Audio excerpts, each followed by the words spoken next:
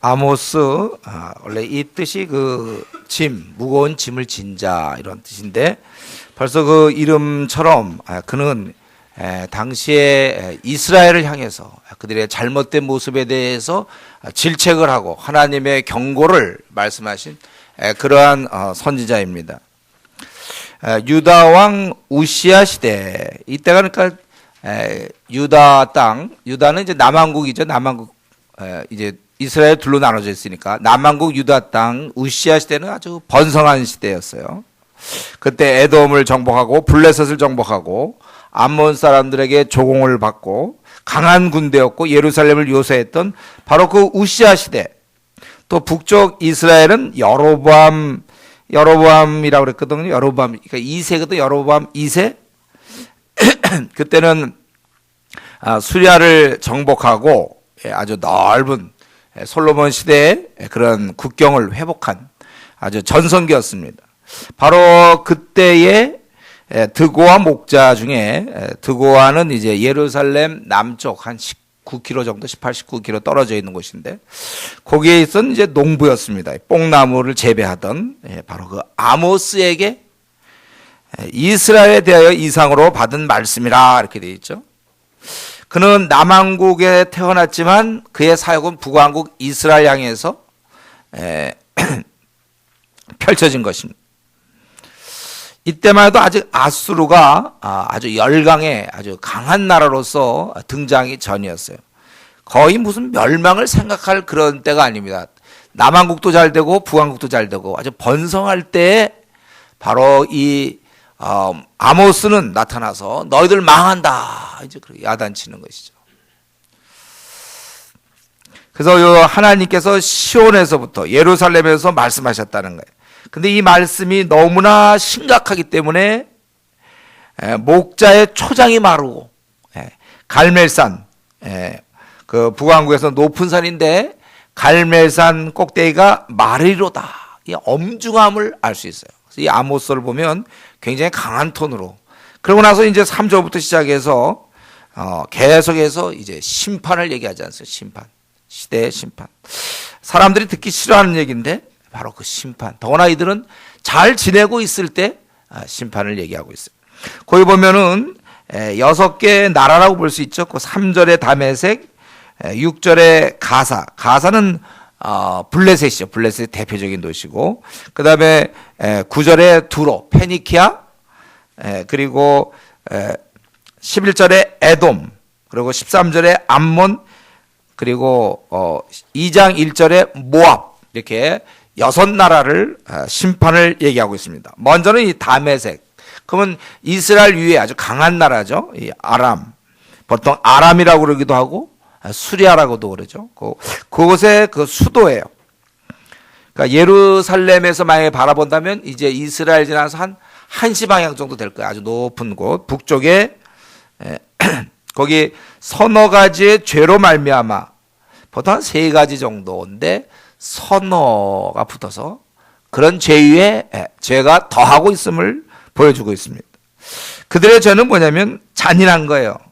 철 타작기로 타작하듯 길앗을 압박하였습니다. 여러분, 길앗 우리 여호수아를 통해서 배웠죠. 길앗은 이스라엘, 그러니까 요단 동편에 2.5지파가 살고 있었던 거죠. 루벤, 갓, 므낫세 반지파가 살고 있는 것이 길앗이잖아요. 이 길앗을 철 타작기로 타작하듯 압박했다는 것입니다. 그래서 하나님께서는 이제 불을 보낸다는 거예요.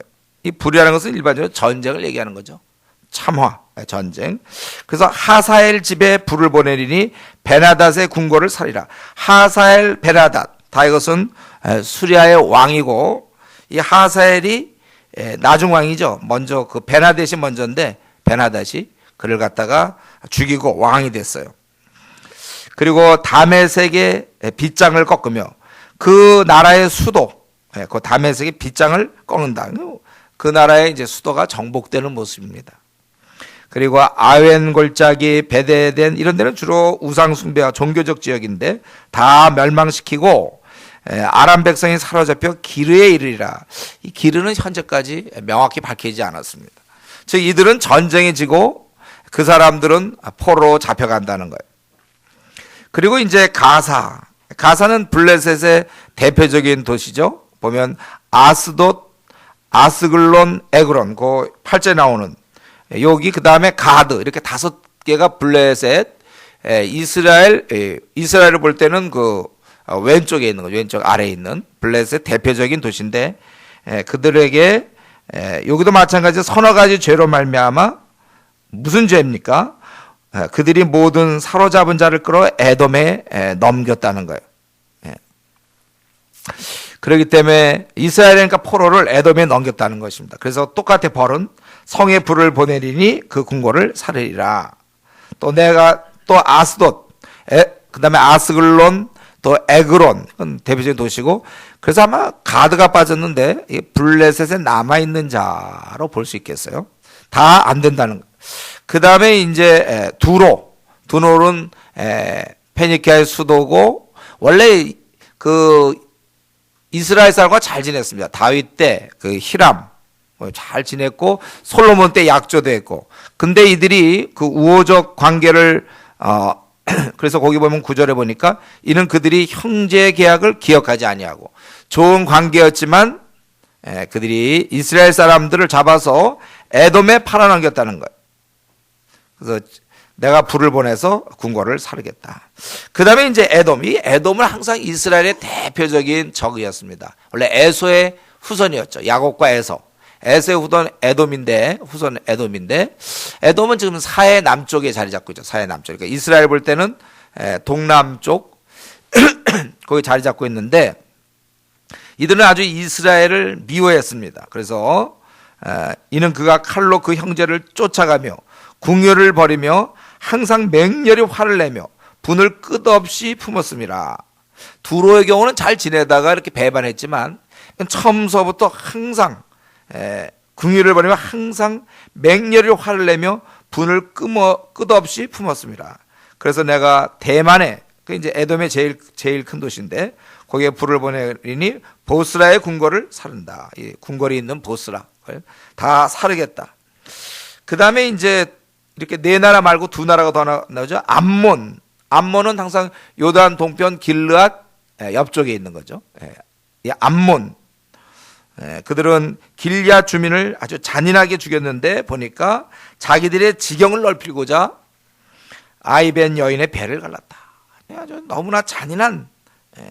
그렇기 때문에 라빠, 바로 수도인데 거기에 성에 불을 놓아 그 궁궐을 사르며 전쟁의 날에 외친과 효리바람 날에 폭풍을 할 것이다.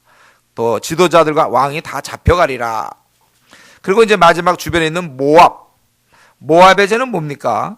그들은 에돔 왕의 뼈, 아마 모압과 에돔이 사이좋지 않았을 것 같아요. 인접해 있으니까 그 이미 죽은 사람을 다시 죽이는 거죠. 왕의 뼈를 불살라 죄를 만들었던 거예요. 이 하나로 보면 벌써 얼마나 잔인한지 알 수 있어요.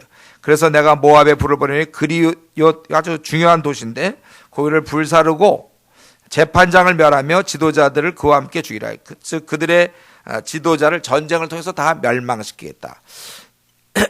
그래서 1장부터 시작해서 2장 3절까지 이스라엘, 유다 주변 나라의 6나라에 대해서 하나님께서 벌을 내리시는데 이 주변 나라 사람들은 굉장히 잔인한 거예요. 그리고 궁유를 베풀지 않았던 것입니다. 그러니까 철 타작기로 타작하듯 또 사람을 팔아먹고 칼로 형제를 죽이고 아이벤 여인을 배를 가르고 또 죽은 자를 또 불살라 죄로 만들고. 여러분 그게 근데 이걸 잘 보면요, 이게 바로 인간이라는 거예요. 인간. 사랑도 없고 의리도 없는, 잔인하게 힘없는 자를 짓밟아요. 이게 원래 인간의 모습입니다. 그러니까 요즘 우리 중고등학생들 막 그 애를 괴롭히고 일진에 소속해서 신문에도 나오고 그러는 거죠. 그게 인간의 모습이에요. 원래 인간은 원래 그렇게 돼 먹었습니다. 그 모습이 이제 그들은 그런 식의 왕따를 시키고 하지만 사회는 예를 들면 돈 있는 자가 없는 자를 무시하죠. 회사 같은 데서 갑의 입장에 선 사람은 의뢰 입장에 서 있는 사람을 함부로 대요. 직장에서 조금 자기가 윗사람이면 아랫사람을 무시합니다. 때로는 뭐 병원에서 친절하지 않게 뭐 좀 의사가 환자를 그럴 수도 있는 거고, 학교에서는 선생이 학생을, 집안에서는 혹시 힘 있는 남편이 아니면 힘 있는 아내가 배우자를 아주 힘들게 하고, 그리고 단적으로 드러나는 게 이제 군대 가보면 말이에요, 여러분들. 요즘 군대는 좀 덜하지만 그것도 비슷할걸요.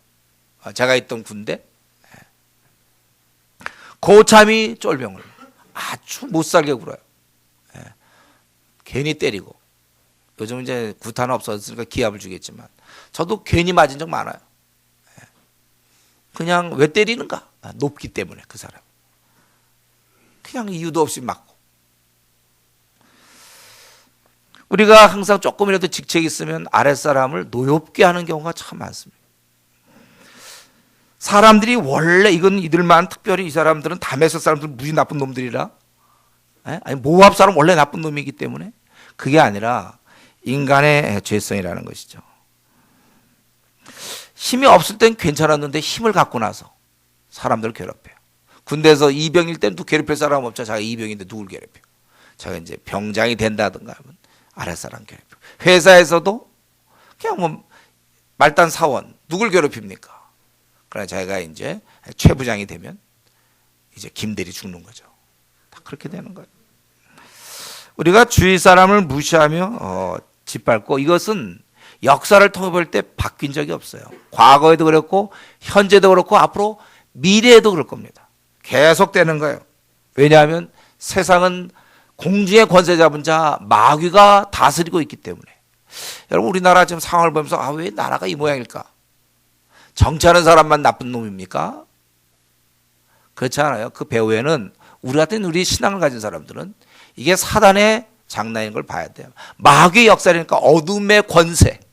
어둠의 권세가 어찌 가만히 있으면 사람을 파멸시켜야 되는데, 돈 받게 유혹해서 뇌물 받게 해서 그 사람 망치고, 또 이런 일이 있으면 이렇게 망치고 싸우게 만들고 양극화되게 하고, 가만히 보면 교회가 기도 안 하고 있기 때문에 그래요.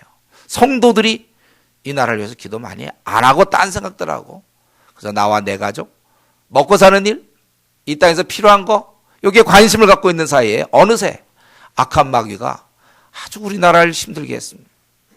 이 전쟁은, 이 사람과의 싸움은, 불화는 다 이게 악한 마귀가 좋아하는 거예요. 사람을 망가뜨리는 거. 언제나 마귀가 뒤에 도사리고 있어서 사람들의 이러한 그 잔인함, 궁유를 버리며 11절에 있는 것처럼 맹렬을 화를 내고 분을 끝없이 품는 이러한 모습, 어쩔 수가 없는 거예요. 그런데 다만 저와 여러분, 우리는 이렇게 되지 않도록 우리는 조심해야 돼요. 내 삶 속에서 이러한 맹렬히 분을 끝없이 품음, 궁유를 버림, 이러한 잔인함, 내 삶 속에서 이것이 묻어나오지 않도록 우리가 정말 신경 써야 되는 것입니다. 내 마음을 잘 다스려서 미워하지 않아야 되고, 분내지 않아야 돼요. 분노를 품지 않도록 해야 돼요. 화내지 않아야 됩니다. 내 마음을 잘 다스려서, 그래서 남편에게, 아내에게, 직장 상사에게, 아랫사람에게, 또 학교에서 친구들에게, 가족들 가운데 우리는 항상 우리를 다스려야 돼요. 내 마음을 다스리는 자는 성을 빼앗는 것보다 더하다고 그랬어요. 어려운 거예요, 그만큼. 마음을 다스리지 않고 있다가 그냥 한순간에 확 저질러 놓으면 감당할 길이 없어요. 마음을 다스리는 자는 정말 그게 프로예요. 신앙생활의 프로. 자기 마음을 잘 이렇게 통제하고 다스릴 수 있어야 되는 것입니다. 그렇기 때문에 우리는 매일매일 그저 아버지여 도와주십시오. 이러한 죄성을 갖고 내가 비록 하나님 나라의 자녀가 되었지만 나는 여전히 미워함이 있고 수군됨이 있고 분노가 있고 화가 있단 말이에요. 그래서 우리가 하나님 앞에 주여 내 마음을 다스리게 해주십시오. 기도로 나가는 거예요. 그래서 제가 여러분 보고 1시간 기도하라. 그거는 우리 교회가 정한 거 이게 아니에요, 여러분들. 물론 어떤 사람은 한 조그만 기도에도 자기 마음을 잘 다스릴 사람이 있다면 그렇게 하세요. 목사님 왜 꼭 1시간입니까? 저는 한 10분, 20분만 기도해도 저는 잘 저를 다스릴 수 있고 승리할 수 있습니다. 그럼 그렇게 하세요. 예, 괜찮아. 아니 1분에도 그냥 탁 마음이 돼서 그냥 누구나 딱 사랑하고 긍휼을 베품 하세요. 1분만 하세요. 더 하지 마세요, 여러분. 1분만 해요. 저희는 이제 최소한 1시간 정도를 하면 좋겠고, 근데 어떤 사람 1시간에도 여전히 분노가 있고 마음에 평안이 없고 아내에 대해서, 남편에 대해서, 자식에 대해서, 목사에 대해서, 성도에 대해서, 그 최부장에 대해서, 김이사에 대해서, 예? 오대리 막 회사 옮겨야지 못 견디겠다. 옮겨도 또 거기 누가 있다고 그랬어요? 강 부장이 있다고 그랬죠. 거기는 또 있어. 거기는 또 옮기면 또 거기는 박 이사가 있거든. 항상 있기 말해. 자기를 다스려야 돼. 어떻게 방법이 없습니다.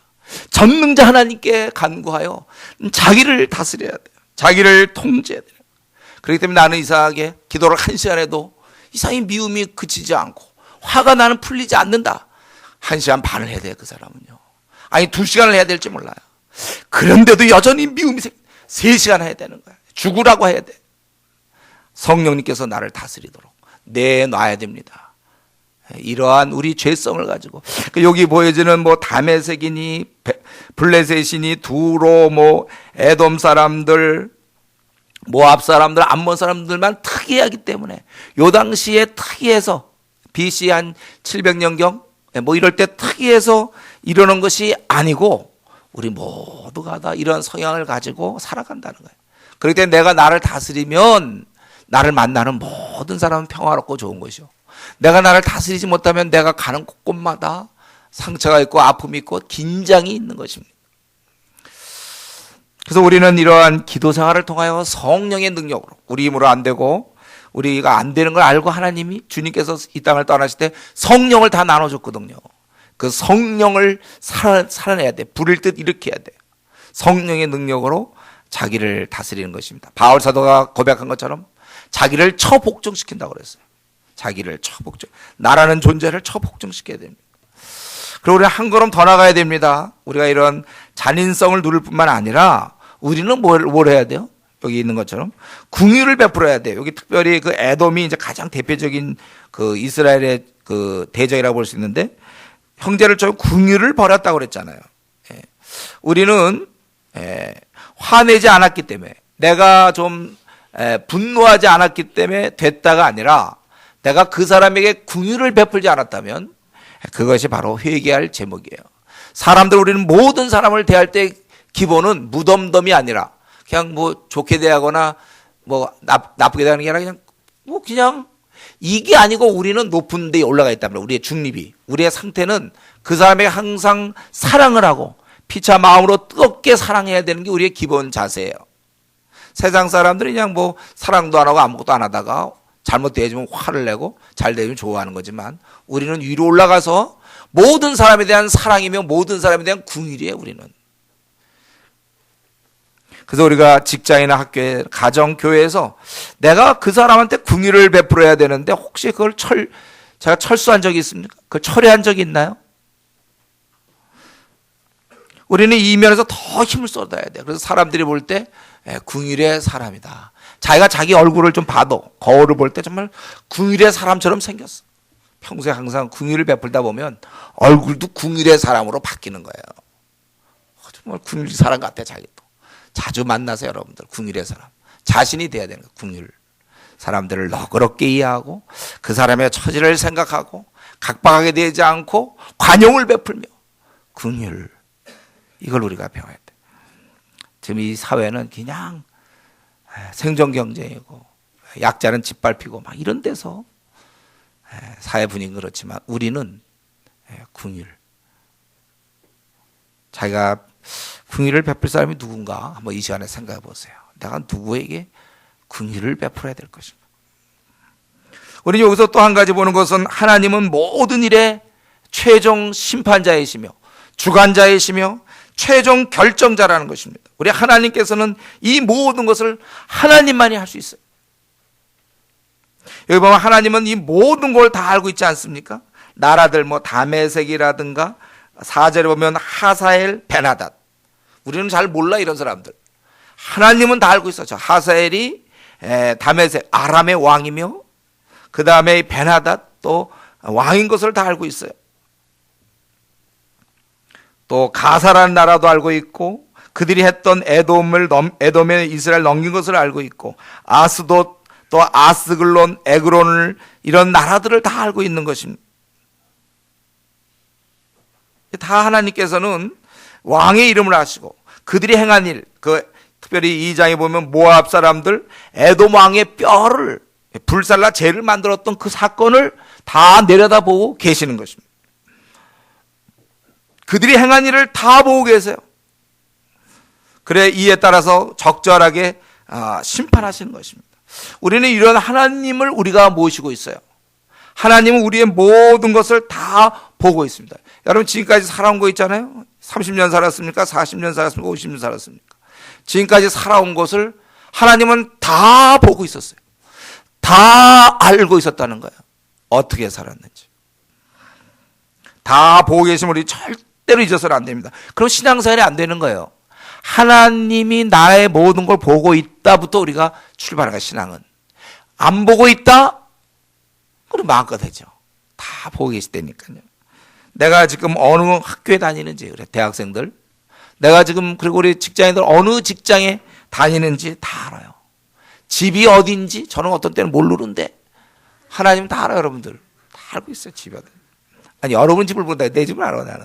여러분의 집을 잘 몰라. 어디 있는지. 나는 잘 몰라. 하나님은 다 알아요. 주소도 다 알고, 동네 다 알아요. 여러분이 사람과 어떤 식으로 관계를 하는지 다 압니다. 중심 속을 다 뚫고 봐요. 무슨 생각을 하는지, 그리고 어떤 제목으로 기도하는지. 근데 왜 이렇게 응답이 없습니까? 그건 하나님의 때가 있는 거라고 그랬잖아요. 하나님은 가장 자비하시고 긍휼이 야고보 선생처럼 가장 자비하시고 긍휼이 많으신 분이기 때문에 가장 적절한 때 응답하시는 거. 다 그러나 우리 기도를 다 듣고 계세요. 또 내가 얼마만큼 주님을 사랑하는지, 주님을 섬기는지 다 알고 있습니다. 여러분들이 우리 교회에 무슨 조장인지 조언인지, 전도 팀장인지 전도 대원인지, 또 중국의 뭐 정주팀인지 합비팀인지 남경팀인지 쿤밍팀인지 다 알아. 복주팀인지 자기 좀 안 나오나 할지 몰라. 석가장팀인지 다 안다고. 그 다 알아요. 우리가 여기서 성가대를 하고 있는지 또 뭐 교사인지 하나님 다 알고 계세요. 우리 시편 139편에 주께서 나의 앉고 일어섬을 아시고, 우리가 오늘 지금도 예배 중에 일었다 앉았다 했는데, 앉고 일어섬을 아시고 멀리서도 나의 생각을 밝히 아시면, 이게 분간한다는 거예요. 우리 멀리서도 내 생각을 다 분간하시고 나의 모든 길과 내가 눕는 것을 살펴보셨으므로 나의 모든 행위를 익히 아시오니 여호와여 내 혀의 말을 알지 못하시는 것이 하나도 없으니 내 이 언어 생활까지 다 알고 있어요. 요즘 세상에 젊은 사람들 욕들 많이 하던데, 공공연히. 왜 그렇게 하면 안 되겠죠. 우리가 덕을 세우는데 소용되는 말을 써야지. 욕을 하면 어떻게 되겠습니까? 그거 다 알고 계시다는 거예요. 그렇기 때문에 우리는 결론은 딱 하나예요. 바르게 살자 이거죠. 그분이 다 보고 계시는데 내가 어떻게 잘못 살 수 있습니까? 계시록 2장에 보면 모든 교회가 나는 사람의 뜻과 마음을 살피는 자인 줄 알지라. 내가 너희 각 사람의 행위대로 갚아주리라. 이렇게 말씀하셨습니다. 그래서 내가 그냥 좋아하는 거 내 욕심대로 살 것이 아니라 하나님이 과연 이것을 기뻐하실까? 하나님이 원하실까? 이것을 생각하며 살아야 돼요. 주께서 우리를 항상 보고 계신다. 이것을 늘 마음에 새길 때 우리의 경건이 자라나는 거예요. 하나님이 나를 보고 계시니까. 또 하나님 모든 걸 다 아시기 때문에 우리는 또 담대한 거예요. 하나님이 아시니까, 나의 아버지가 다 아시니까 나를 책임져 주실 거 아니에요. 그러니까 담대할 수 있고, 또 우리는 하나님 나의 모든 걸 보신다고 생각하니까 경건하게 되는 거예요.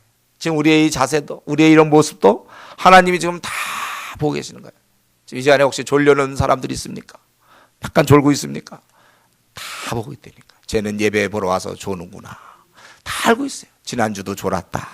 다 외우고 있다니까 우리 하나님은. 다 우리의 마음을 다 알고 있어요. 우리의 중심을 다 알고 있습니다. 그렇기 때문에 우리가 이 주위 사람 신경 쓸 게 아니라 하나님 앞에 나나 바로 제대로 좀 살아야 되는 것입니다. 이제 이렇게 여섯 주변의 나라를 얘기하고 포위망이 좁아지는 느낌이 들죠. 그리고 이제 이스라엘, 바로 하나님의 선택 민족인 유다와 이스라엘 얘기하는데, 특별히 먼저 유다. 왜냐하면 이사야의 관심은 이스라엘에서, 거기 특별히 1장 1절에 아모스가 이스라엘에 대하여 이상으로 받은 거라고 그랬거든요. 이스라엘을 중심으로 되는 거예요. 그래서 먼저 유다를 4절 5절에 간단히 얘기하죠. 그리고 이제 6절부터 마지막까지 16절까지 이스라엘에 대해서 얘기하는 것입니다. 유다는 죄가 뭐냐면, 이들의 죄는 좀 다른 거와 좀 다르죠. 잔인하고 뭐 이런 게 아니고 율법을 멸시했다는 거예요. 그래서 율례를 지키지 아니하고 거짓 것에 미혹되었기 때문에, 또 그러나 이 벌은 동일해요. 불을 보내고 예루살렘 궁궐을 사르겠다. 유다의 죄가 많지만 다른 나라와 비교해서 좀 이들은 종교적인 독특한 그런 죄, 율법을 멸시하며 우상 숭배, 어떤 거짓 것, 우상 숭배를 포함한 이런 거짓 것, 이걸 가지고 이들은 죄를 졌다는 것입니다. 유다 민족의 그 독특성, 이들이 하나님 나라 백성인 것, 이것은 사실이고, 그들은 하나님을 섬길 수 있는 특권을 갖고 있어요. 근데 그 특권을 잘못 썼기 때문에 이들은 벌을 받는 거예요.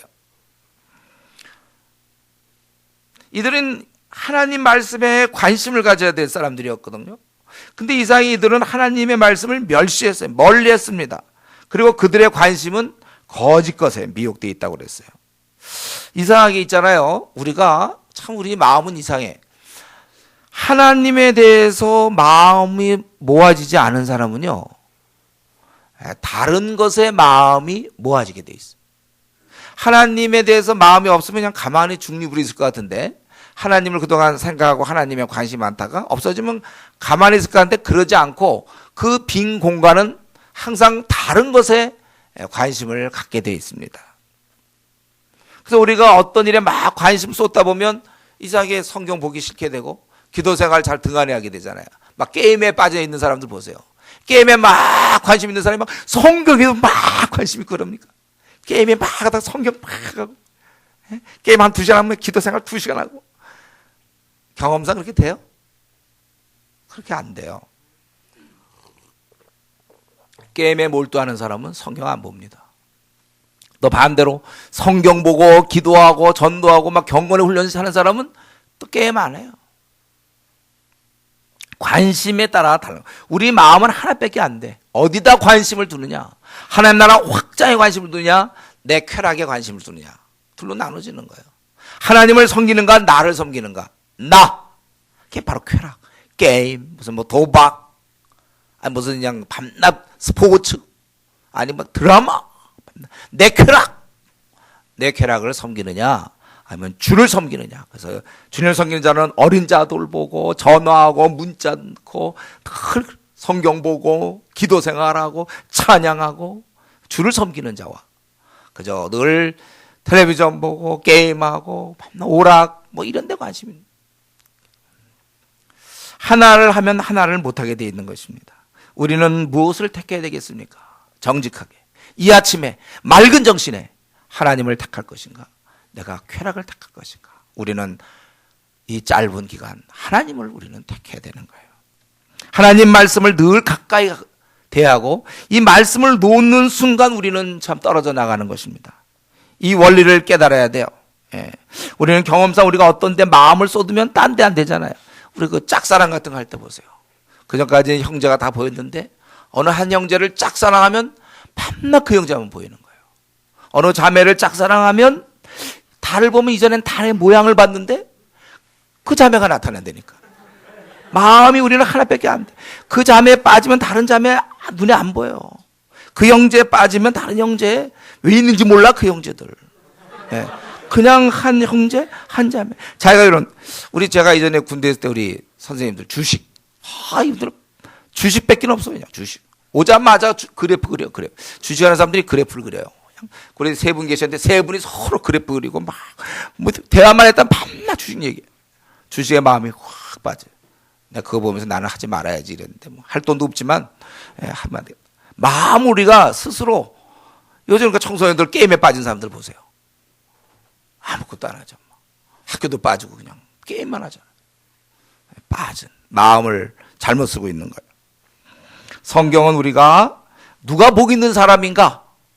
주야로 그 말씀을 묵상하는 자가 복이 있다 이렇게 얘기했어요. 말씀을 가까이, 이게 인생의 승리의 길입니다. 이 예언의 말씀을 읽는 자와 듣는 자와 그 가운데 기록한 것을 지키는 자가 복이 있다. 읽는 자가 복이 있는 거예요. 여러분들 하루에 10장씩 우리가 읽기로 했는데 뭐 20장 읽어도 좋아요. 어떤 사람 50장씩 읽는 사람도 있어요. 그만큼 더 경건할 수 있고 더 말씀을 가까이 할수록 깨달음이 있는 거예요. 우리 중에 혹시 아직도 성경 일독도 못한 사람이 있을까요? 그렇지는 않겠죠. 우리가 성경 계속 우리가 강조하고 기본적으로 하루에 한 10장 정도 읽자 그랬는데 우리가 더, 왜냐하면 읽는 자가 복이 있다고 성경은 얘기하고 있어요. 읽다 보면 몰라도 깨달음이 온다니까. 제가 그 늘 얘기했잖아요. 우리가 밥을 먹기 싫어도 만약에 밥을 먹으면 그 영양분이 있는 거고 밥을 워낙 좋아해서 먹어도 영양분은 똑같은 거예요. 내가 읽고 싶지 않아도 내가 억지로라도 습관을 들여서 읽으면 그것이 우리에게 도움이 되는 것입니다. 여러분, 이런 면에서 나는 이 하나님을 어떻게 하면 잘 이 율법을 멸시하지 않기 위해서 하나님 말씀을 내가 가까이 하기 위해서 멀어지지 않기 위해서 여러분 어떤 노력을 기울이고 있었습니까? 말씀을 놓치는 순간 우리는 헤매는 거예요. 왜냐하면 시편 119편 105절 주의 말씀은 내 발의 등이요 내 길의 빛이다 이렇게 얘기했잖아요. 그러면 어두운 길을 갈 때 빛이 없어지면 우리는 헤맬 수밖에 없는 거예요. 그래서 말씀을 우리가 말씀과 멀어지는 순간 우리 인생을 헤매는 거예요. 이 순간에 여러분 배우자를 만나면 안 돼요. 이 순간에 자기 유학 문제를 결정하면 안 됩니다. 자기가 영적으로 딱 깨어있을 때 유학 문제를 결정하든지 뭐 외국에 이민을 갈 생각하든지 무슨 배우자를 만나든지 이래야지. 자기가 지금 말씀을 멀리한 상태에서 만나보니 주의 말씀은 내 발의 등이 내 길의 빛이니다 이랬는데 그러면 어두운 가운데서 그냥 더듬거려서 한 명 붙잡은 거예요. 우리 배우자를 택할 때도 껌껌 눈 감고 그냥 잡은 거예요. 그냥 어떤 형제 한 명 잡고 자매를 잡고.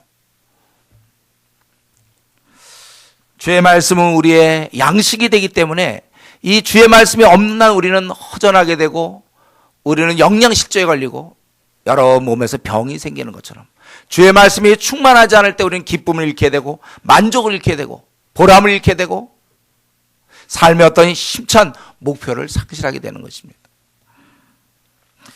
조금만 더 얘기한다면 결국은 말씀을 등한히 하는 순간 하나님을 등한히 하는 거예요. 그게. 왜냐하면 하나님 말씀을 통하여 우리를 이끌어 가시거든요.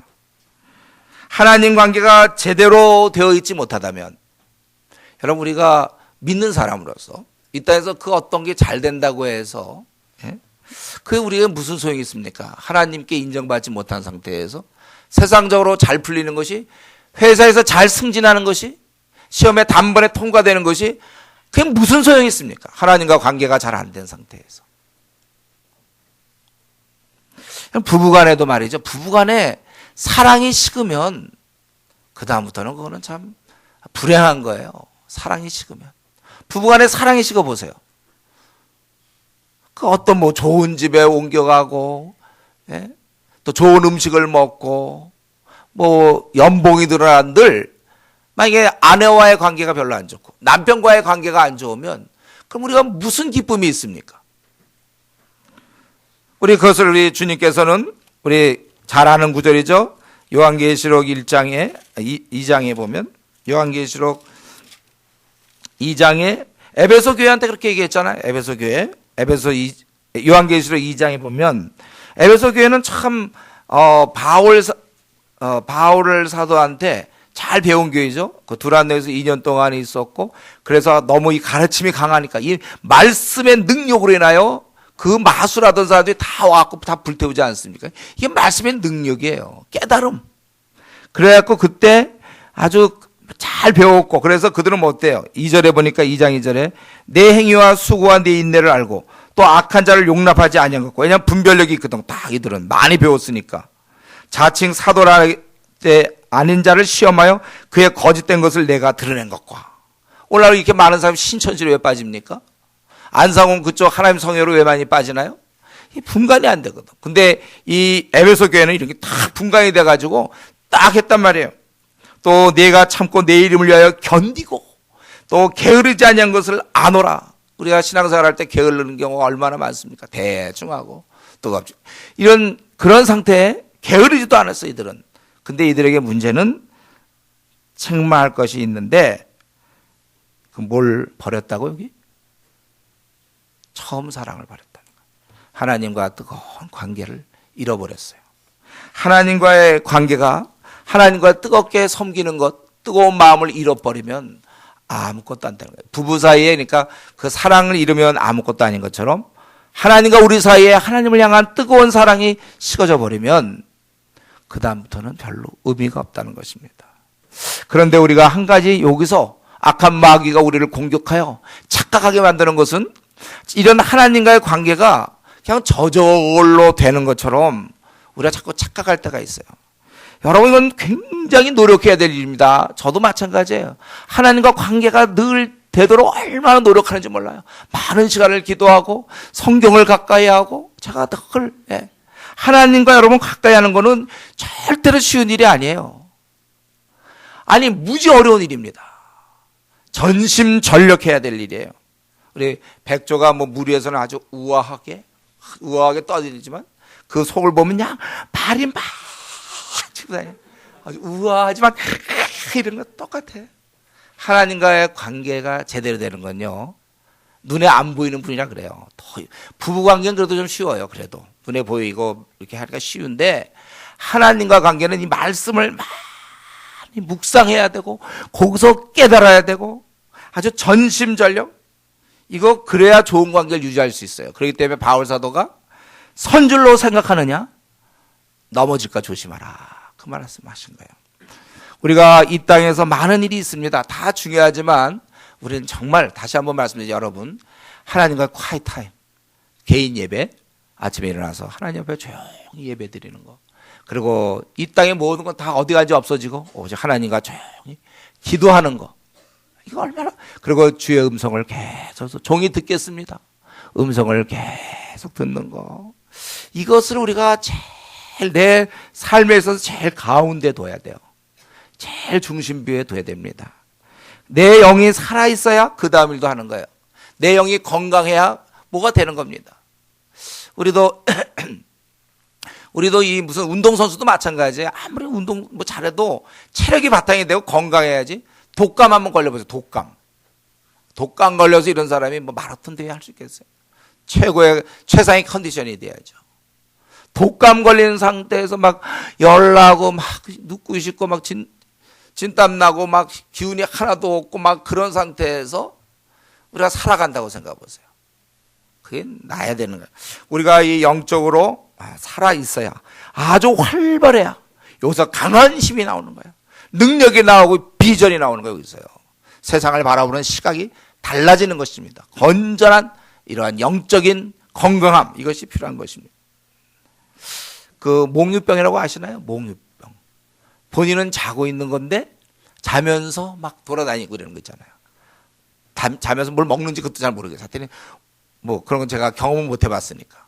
다만 몽유병이라는 게 있는데 자다가 그냥 본인은 계속 자고 있는데 막 문 열고 나가고 막 이러는 거예요. 오히려 돌아다니면 안 되죠. 몽유병 환자들이. 의식 없이 돌아다녀봤자 그것은 아무것도 아닙니다. 먼저 깨어있는 게 우선순위예요. 깨어있는 게. 내가 하나님과의 관계를 소홀히 한 채 아무리 무슨 계획을 세우고 잘 나가고 사회적으로 인정받고 원하는 것을 얻는다고 할지라도 그것은 몽유병 환자의 돌아다님과 같은 겁니다. 하나님이 분명히 우리를 이 땅에 내실 때 다 한 사람 한 사람의 깊은 계획이 있다고 그랬어요.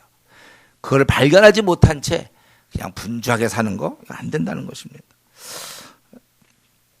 우리도 이런 하나님과의 아주 깊은 관계에 목말라야 돼요. 하나님과의 교제와 사귐에 목말라야 됩니다. 내가 주의 계명들을 사모함으로 내가 입을 열고 헐떡였나이다. 시편 기자처럼 정말 말씀에 대한 사모함.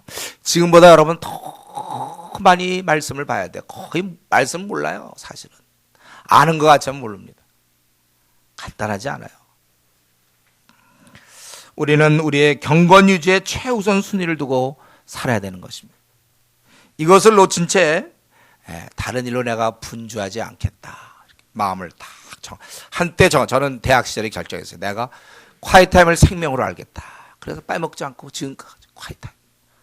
어떤 상황이 그때 이제 그 이후에 이제 PBS를 배웠지만 마찬가지죠. PBS 꾸준히 내가 말씀을 한없이 연구해서 어떡하지 신구약 66권 출신 이상 다 알아야 되겠다. 그런 열망을 하나님 저에게 주셔서 제가 그렇게 연구한 건데, 여러분 우리가 하나님과 기도 생활 마찬가지예요. 기도 이런 거 놓친 채 분주하지 않기를 마음에 결정하세요. 그건 본인의 결정이면 내가 그렇게 하겠다 하면 하는 거예요. 안 하면 안 하는 거고. 그러니까 이 설교를 들으면서 마음을 정하셔야 돼요. 여러분들이 나는 앞으로 남은 생 얼마가 남은지 모르지만 항상 말씀과 기도 하나님과의 경건이 확보된 가운데서 내가 움직이겠다. 이 영의 양식을 충분히 먹은 가운데서 영적으로 건강한 상태에서 내가 이 땅의 삶을 살겠다. 세상 사람과 다른 거. 바로 이들은 여호와의 율법을 멸시하고 율례를 지키지 아니하고 미혹된 것을 쫓았다고 그랬습니다. 그리고 이제 끝으로 이스라엘에 대한 거, 북왕국 이스라엘 6절부터 16절까지 본격적으로 이스라엘을 언급하고 있는 데는 지금까지는 어떻게 보면 전주곡 형태였어요. 진짜 이제부터 말하려는 것이 시작되는데 그들의 죄의 시작은 이들도 율법을 버린 건 마찬가지예요. 그래서 그 결과로서 그들은 의인에게 불의를 행하고 6절에 보면 또 가난한 자를 팔아넘기고 7절에 보면 힘없는 자를 억압하고 또 성적으로 아주 문란해서 아버지와 아들이 한 젊은 여인에게 당해서 내 거룩한 이름을 더럽히고 모든 제단 옆에서 전당 잡은 옷 위에 누우며, 원래 이 전당 잡으면 안 되잖아요. 그거는 그 사람이 그 옷을 갖고 자야 되니까 신명기 24장 13절에 보면 너는 그의 전당물을 가지고 자지 말며 해가 질 때 그 전당물을 그 자에게 반드시 돌려줘라. 그래서 그가 잘 수 있게 하라 그랬는데 여기 보니까 자기가 자는 거죠. 신전에서 벌금을 얻은 포도주를 마시며, 그러니까 이 완전히 하나님의 이런 말씀을 다 무시하고, 그리고 더한 것은 9절에 있는 것처럼 하나님께서 그 이스라엘 사람들에게 가나안 땅을 주셨거든요. 내가 아모리 사람, 가나안에 여러 부족이 있었지만 가장 강한 족속이 아모리 족속이었어요. 그래서 그걸 아모리 족속이라고 하는 거예요. 그들 앞에 멸하였는데 사실은 그 아모리 족속이 아주 힘이 있었다는 거죠. 그 키는 백향목 높이 같고 가기는 상수리 나무 같지만 내가 열매와 그 아래 뿌리를 진멸하였다. 그러니까 이스라엘이 한 건 없어요. 하나님이 넣어주신 거예요, 글로. 그리고 애굽 땅에서 이끌어내고 40년 동안 광야에서 인도하고 아모리 사람의 땅을 너희가 차지하게 하였다는 것입니다. 이렇게 은혜를 베풀었고, 그뿐만 아니라 또 11절에 선지자를 너희 청년 중에서 나신을 일으켰다는 것입니다. 그런데 12절에 나신에게 포도주, 이들은 하나님께 헌신된 자로 포도주를 마시면 안 되는데 포도주를 먹게 하고, 또 선지자에게 명령하여, 하나님의 말씀을 전해야 되는 자에게 명령하여 예언하지 말라. 이 하나님 말씀을 갖고 이들이 사는 것인데 그걸 하지 말라고 그랬다는 것입니다. 그래서 하나님께서 이제 그 벌을 주시겠는데, 그것은 13절에 있는 것처럼 아주 흙을 잔뜩 실어가지고 무거운 수레가 움직이니까 흙이 막 눌러진단 말이에요. 그런 식으로 내가 너를 누리겠고, 그 다음에 빨리 다른 박제라는 자는 도망할 수 없으며, 빨리 뛸 수 있는데도 도망을 못 가.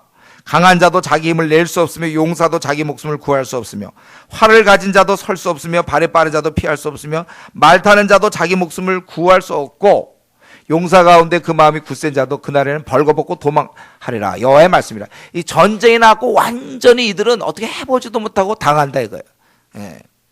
그래서 망하는 모습을 얘기하고 있습니다.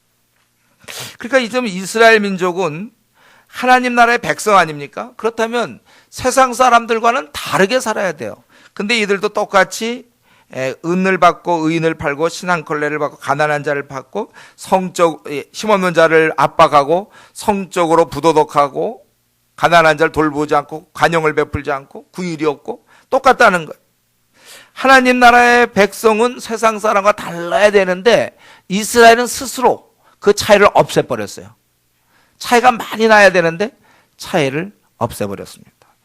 이방인들이야 율법이 없어서 그랬다 손치더라도 하나님 나라의 백성은 계속 말씀을 갖고 있고 말씀을 듣는데도 불구하고 하나님 말씀을 경시하고 하나님의 뜻을 무시한 채 불순종하며 사는 것입니다. 오늘날 좀 죄송하지만 오늘날 뭐예요? 미지근한 신자들이 하는 거. 하나님 말씀이 그렇게 주어져도 자기가 안 받아들이잖아요. 이들이 그랬단 말이에요. 경시하고 불순종해. 여러분, 우리는 이 면에서 다시 한번 주의를 환기시켜야 됩니다. 우리가 이 하나님 말씀이 우리에게 이미 주어졌어요. 이거는 특권입니다. 그러나 이 말씀대로 살지 못하면 그건 더한 저주가 될 수 있다는 거예요. 우리는 하나님 말씀을 잘 순종하여 세상 사람들과 차이를 벌려놔야 돼요. 달라야 돼요. 벌써 누가 봐도 세상 사람들과 다른 빛나는 모습을 갖고 있어야 돼요. 벌써 이 돈 쓰는 게 다르고 세상에 대한 재물관이 다르고 인생의 가치관이 달라야 돼요. 고난에 대해서 우리는 불평투정하지 않고 감사할 수 있어야 되고 섬겨야 되고 자기가 손해봐야 되고 이타적이어야 되고 누가 보더라도 벌써 이렇게 드러나. 노는 게 달라. 시시한 무슨 음담패설하고 있을 동안에 우리는 거룩할 것이고 저들이 아주 세상적인 얘기할 때 우리는 경건한 그러한 언어 습관, 우리의 삶, 이게 다른 거예요. 고결해야 됩니다. 거룩한 삶을 살아야 돼요. 우리가 이 차이를 많이 내면 낼수록 하나님 앞에 영광을 돌릴 수 있는 거예요. 이런 면에서 우리 대학생들 학교에서 내 생활은 좀 어떤지, 또 집에서의 내 생활은 어떻습니까? 또 우리 직장에서요 말이죠. 벌써 나를 사람들이 다 알고 있습니까? 제가 그 얘기는 최소한 더 들어야 된다고 그랬죠. 무슨 김 목사, 사람들이 하도 그러니까 김 목사 아니 최 목사 이런 얘기는 우리가 회사를 다니면 기본적으로 들어야 되는 거예요. 그러면 조롱으로 하든 어쨌든 벌써 티가 나야 되는 거예요. 오늘 우리 기독교가 욕먹는 건 뭡니까? 성경 끼고 다니고 또 밥 먹을 땐 기도는 하는데 세상 사람과 차이가 안 나면 욕먹게 돼 있어요. 소금이 맛을 잃으면 밟혀야 된다 그래서 가만히 있으면 좋겠는데 밟히게 돼 있거든. 원래 이게 안티 기독교적인 거. 왜냐하면 우리가 차이를 안 드러내니까. 똑같이 돈을 좋아하거든. 똑같이 그도 불평을 하고 똑같이 그도 대접받으려고 그러고 섬기지 아니하고 손해보지 아니하고 얌체고. 우리가 이러면 차이를 드러내지 않는 한 차이가 드러나지 않을 때 우리는 실패해요. 그것이 바로 죄가 되는 것입니다. 하나님의 이름을 높이 드러내야 되는데 드러내지 못하는 것, 남들과 같은 것, 그건 우리로서는 수치예요.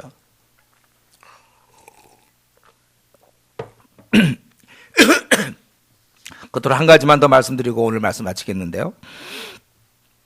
이 점 이스라엘의 죄는, 이들의 잘못은 세상 사람과 다를 게 하나도 없어요. 이방 나라들과. 그리고 또 한 가지 더 좀 심각한 것은 이들이 하나님께서 은혜로 지금까지 인도해 오셨고 또 은혜를 베푸시는데 이들이 거절했다는 거예요. 11절에 지금까지 이제 은혜를 많이 베푸셔서 가나안 땅에 집어넣어 주시고 또 너희 아이들 중에 선지자를 또 나신을 일으켰는데 이들은 그것을 거부했다는 것입니다. 그래서 진노를 받게 되는 거예요. 여러분, 우리 하나님이 우리가 은혜를 베푸실 때 우리가 그것을 감사함으로 받고 그래야 되는데 그걸 거부한단 말이에요. 그러면 안 돼. 우리는 딴 거 별로 재주는 없어도 하나님이 우리에게 주신 은혜를 저버리는 사람이 돼서는 안 돼요. 감사하는 사람이 돼야죠. 이렇기 때문에 우리는 하나님이 나에게 무슨 은혜를 베푸셨는가? 구약의 방법은 뭡니까? 항상 지난날에 그걸 묵상하는 거예요. 잊지 말고 기억하는 거예요. 나에게 베푸신 은혜 평소에 여러분 많이 기억하세요. 불면증 때문에 잠 못 자는 사람들 있습니까? 생각하세요. 나에게 무슨 은혜를 베푸셨는가? 지금 내 삶은 역사예요. 하나님이 나와 함께 만들어가는 역사거든요. 그러니까 내가 지금까지 살아올 때 하나님의 은혜가 구석구석 있어요. 무슨 은혜를 베푸셨는가. 그걸 자꾸 묵상해야 돼. 그래 감사가 나오죠. 그리고 하나님이 어떤 분인지를 여러분 아셔야 되는데, 오늘 본문에 있는 것처럼 그들을 가나안 땅으로 40년 동안 인도했을 뿐만 아니라 가나안 땅에 집어넣었을 뿐만 아니라 율법을 주었고, 그리고 또 그것도 부족해서 나시린과 선지자를 보내주시는 바로 그런 하나님. 원래 하나님이 은혜, 쉽게 얘기해서 덩어리예요. 은혜 덩어리. 하나님은 은혜를 베푸시되 이 정도면 이제 됐어요. 그게 아니라니까요. 베푸시되 계속 베푸시는 분입니다. 그렇기 때문에 우리가 이렇게 생각하면 잘못된 겁니다. 하나님 그동안 나를 은혜를 많이 베풀었는데 앞날은 어떻게 될까? 뭐가 어떻게 돼요? 은혜 베풀죠. 계속 우리 은혜 받는 거예요. 지금까지 여러분 하나님의 풍성한 은혜를 누리셨어요? 그렇다면 이제 어떻게 되냐면 앞으로 더 큰 은혜가 임하는 거예요. 하나님은 성품상 바뀌지 않아요. 가장 자비하신 분이시고 긍휼이 풍성하신 분이란 말이에요. 은혜를 계속 베푸신단 말이에요. 목사님, 근데 왜 나는 요매왕 욕골입니까? 많이 질문들 하죠. 거기에 은혜가 있어요. 하나님의 은혜, 주실 수 있는 분이 안 주실 때는 계획이 있는 거예요. 그걸 여러분 믿음으로, 이게 이 부분부터 믿음이에요. 믿음입니다, 여러분. 내가 현재 처해져 있는 이런 열악한 조건들 믿음으로 받으셔야 돼. 이게 하나님이 가장 자비하신 분이시기 때문에 이런 결정을 내리셨다. 하나님의 은혜는 멈추지 않는다. 멈추지 않는 은혜. 멈추지 않는 은혜. 우리가 그래서 은혜를 받는 것은 당연한 거예요. 뭐 특별히 막 간증할 거 없어요. 매일 간증이니까. 다 은혜로. 지금 이 자리에 이렇게 앉아 있는 것도 은혜고, 우리가 살아 숨쉬는 거, 몽땅 다 은혜. 멈추지 않는 은혜. 우리는 자꾸 그냥 어떤 큰 거, 세상적으로 알아주는 거 얻으면 이번에 은혜 받았다. 시험에 이번에 합격했거든요. 감사 헌금. 떨어지면 없어. 감사하지도 않아. 떨어지면 그 사람은 떨어졌어야 돼. 그 사람은 정말 그런 연단을 받아야 될지 몰라. 하나님께서 우리 사는 날 동안 우리가 주님 만나보고 청성의 천성문에 이르기까지 은혜를 한없이 베푸시고 또 베푸시고 또 베푸십니다. 다만 우리가 거절하면 안 돼요. 말씀에 은혜를 주시고 또 우리에게 좋은 사람들 만나기 여러 가지 하나님은 계속 은혜를 베푸시는 거예요. 나에게 서로 안 좋은 조건도 그것도 은혜라는 것을 우리는 어딜 통해서 가장 잘 배울 수 있죠. 요셉이라고 그랬죠. 그가 왜 그 식구 중에 왜 자기만 혼자 노예로 팔려가야 됩니까? 왜 그는 감옥에 들어가야 됩니까? 그게 다 보면 하나님의 은혜라는 거예요. 우리 하나님의 은혜는 우리가 사는 날 동안 계속되기 때문에 우리는 어떤 감사할 것이 없어서 안 하는 게 아니라 보이지 않아서 못하는 거예요. 감사할 것. 하나님의 그만큼 영성이 둔해져 있다는 것이죠.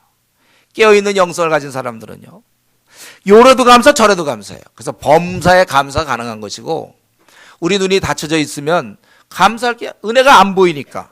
이러면서 우리 다윗은 참 대단했죠. 우리 그 사무엘하 5장 12절에 보면 다윗이 여호와께서 자기를 세우사 이스라엘 왕으로 삼으신 것과 이 말 속에는 그동안 사울에게 쫓겨다니는 게 몽땅 다 은혜였어요. 그 참 솔로몬처럼 되는 거거든. 은혜. 그의 백성 이스라엘 위하여 그 나라를 높이신 것을 알았더라. 이렇게 얘기하고 있어요. 이런 의미에서 저와 여러분은 범사에 감사하셔야 됩니다. 내가 비록 그것이 은혜로 안 보이기 때문에 문제지, 하나님은 은혜로 나를 위해서는 나처럼 교만하고 고집 많고 자기밖에 모르는 나를 위해서는 하나님이 그런 환경을, 그러한 조건들을 허락하신 거예요. 이걸 깨달아야 되는 거예요. 그래서 우리가 이 다윗이 자기가 이렇게 된 게 하나님이 하셨고, 다윗을 훌륭한 이스라엘 모든 역사에 가장 훌륭한 왕을 만들기 위해서 그를 깊은 연단, 여기 이제 사울이 조교였죠. 깊은 연단 후에 그렇게 하는 거예요. 여러분, 우리에게 이런 삶이 주어지는, 현재 어려운 상황이 있습니까? 그것은 하나님이 가장 자비로우시기 때문에. 자기의 가정 환경에 대해서 여러분 탓하고 자기의 주어진 조건에 대해서 원망하고 불평하고 그럽니까?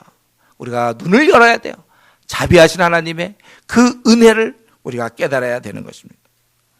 그래서 우리는 지금까지 하나님이 나를 여기까지 인도하신 것이 은혜며 앞으로 내 앞날은 알 수 없지만 은혜로운 하나님이 내 손을 붙잡고 있는 한 내가 승리할 것이고 나는 범사에 감사할 것이며 나야말로 가장 행복한 자로 살 거야.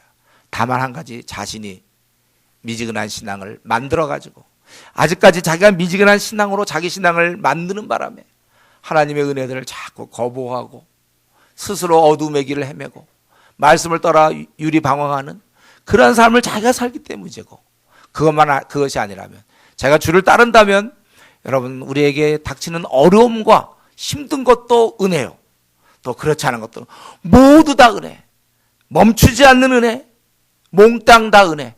하나님이 그러한 분임을 깨닫고 여러분 이 하나님의 은혜를 잘 깨닫고 남은 생 평생 감사하면서 승리할 수 있기를 바랍니다.